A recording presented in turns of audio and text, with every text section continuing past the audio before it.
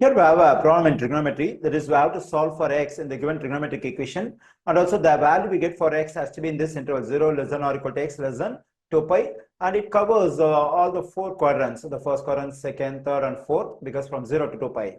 Okay, now so to solve for x in this one, first I have to solve for the trigonometric function tan x, that is I have to isolate. So for that, let me add 1 to both sides. When I do so, this negative 1 positive 1 will cancel. I'm getting 3 tangent square x equals to 1. Then I divide both sides by 3. Then this 3 will cancel. Then I'm getting tangent square x equals to 1 over 3. Okay, now to get the square over here, I have to take square root on both sides. Whenever I take square root on both sides of an equation, for one of the square roots, I have to consider a positive or negative sign. So usually we consider positive or negative sign for the square root which contains a constant, a value inside the square root. So I consider positive or negative sign for this square root. So because for this square root, the square root and square will cancel out, I'm getting tangent x equals to positive or negative. So when I take square root for this one, it's just 1. When I take square root for this 3, it's square root of 3. Okay, now let's rationalize the denominator over here. For that, I have to multiply both numerator and denominator by square root of 3. When I do so, I'm getting tangent x equals to positive or negative. 1 times square root of 3 is square root of 3, and square root of 3 times square root of 3 will become just 3. Okay, now I'm getting two equations over here. That is, one is tangent x equals to positive square root of 3 over 3. And the other equation is tangent x equals to negative square root of 3 over 3. So here we have positive or negative sign. So we write this value one time for positive sign, other time for negative sign.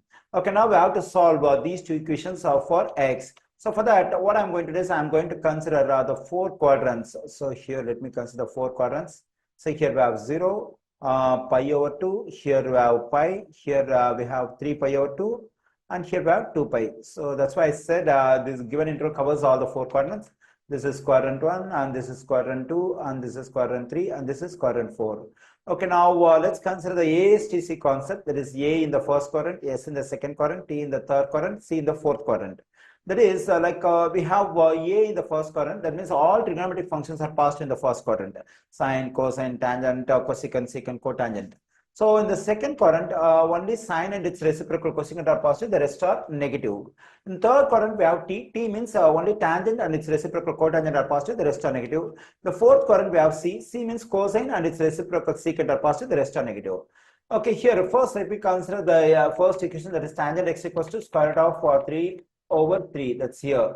So it is a positive value. Since it's a positive value, the angle measure x over here has to be either in the first quadrant or third quadrant, because in the first quadrant and in the third quadrant this tangent is positive, because the first quadrant all trigonometric functions are positive, and the tangent is positive in third quadrant. So here we get a positive value, so the angle measure x has to be either in the first quadrant or third quadrant. To get the angle measure in the first quadrant, what we can do is we can use either a trigonometric ratio table or unit circle. So to get the angle measure x in the first quadrant, for which the value of tangent is square root of 3 over 3. And so using trigonometric ratio table or unit circle, we get x is equals to pi over 6 in the first quadrant, for which the value of tangent is square root of 3 over 3. Okay, now I got the angle measure in the first quadrant, for which the value of tangent is square root of 3 over 3. Okay, now how do you have to get the angle measure in the third quadrant? So for that, we have to use the same angle measure that we get in the first quadrant as a reference angle over here in the third quadrant. Okay, now to get the measure of the angle which has terminal side in the third quadrant, I have to add this pi over 6 to this pi. Okay, let me do it. Pi positive pi over 6. So 6 times pi is 6 pi. 6 pi positive 1 pi will become 7 pi over 6. So the angle measure we get in the third quadrant is 7 pi over 6. So when I solve this trigonometric equation, that is tan x equals to square root of 3 over 3, I'm getting x equals to pi over 6 in the first quadrant and 7 pi over 6 in the third quadrant. So for these two angle measures, the value of tangent function is square root of 3 over 3. And also we have these two angle measures in the given interval 0 less than or equal to x less than 2 pi. Okay, now we got two values for x by solving the given equation. Now what I have to do is I have to solve the second equation, that is tangent x equals to negative square root of 3 over 3. So for that, let me erase just of what I have done over here. Okay, I've erased it. Okay, now let me take the equation, that is tangent x equals to negative square root of 3 over 3. Okay, this time we have a negative value for tangent x. So already we have discussed in which quadrants tangent is positive and in which quadrant tangent is negative. So we know that tangent is positive in the first quadrant and the third quadrant. So in the second quadrant over here and fourth quadrant, the tangent is negative. Since we have a negative value, so the angle measure x must be either in the second quadrant or in the fourth quadrant. So how do you have to find the angle measure x over here in the second quadrant or fourth quadrant?